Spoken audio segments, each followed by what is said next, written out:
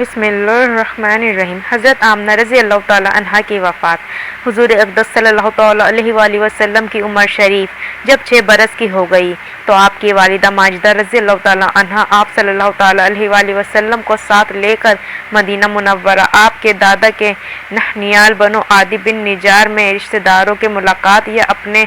शोहर की कब्र की ज़ियारत के लिए तशरीफ़ ले गईं। हुज़ूर सल्लल्लाहु ताला अलैहि वसल्लम के वालिद माजिद की बांदी उम्मे ऐमन भी इस सफ़र में आपके साथ थीं। वहाँ से वापसी पर अबू वाह नामी गांव में हज़रत बीबी आमना रज़ी अल्लाह ताला अन्हा की वफ़ात हो गई और वो वहीं मदफून हुई। वालिद माजिद का साया तो विलादत से पहले ही उठ चुका था। अब वालिदा माजिदा की आगोश शफ़क़त का भी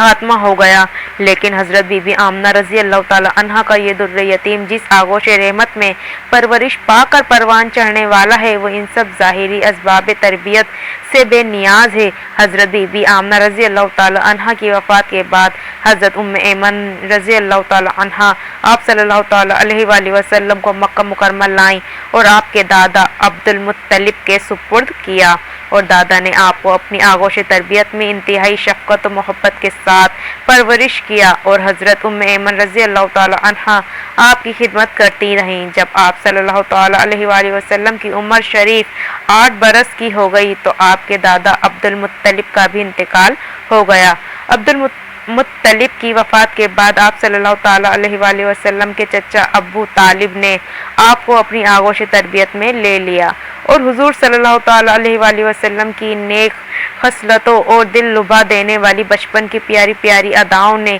अबू तालिब को आप सल्लल्लाहु ताला अलैहि वसल्लम का ऐसा गर्वेदा बना दिया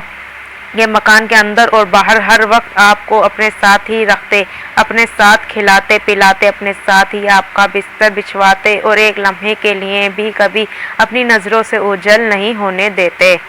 थे।